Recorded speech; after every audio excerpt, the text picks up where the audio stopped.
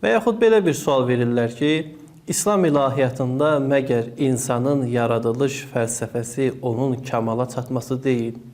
Belə olan halda niyə görə Allah insanı elə ilk xilqətdə kamil yaratmamışdı?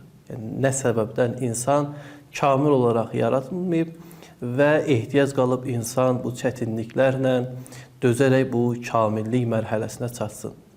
Burada nəzərə alması məsələ odur ki, ümumən kamilliyin mənası hədiyyə deyil. Yəni, insan bu kamilliyə çatmalıdır.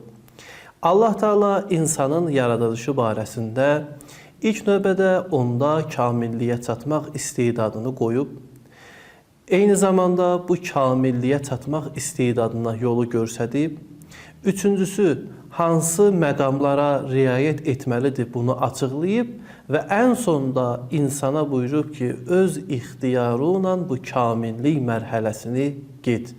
Demək, kamilliyin arxasında insan ixtiyarı var və bu da Allahın insana digər məxluqlardan fərqli bir baxışıdır. Sanki Allah insana ehtiram edərək deyir ki, sən bu yolu digər varlıqlar kimi məcburi deyil, öz ixtiyarı ilə getməlisən.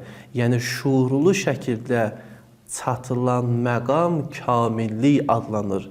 Hədiyyə olaraq verilən məsələ kamillik deyil.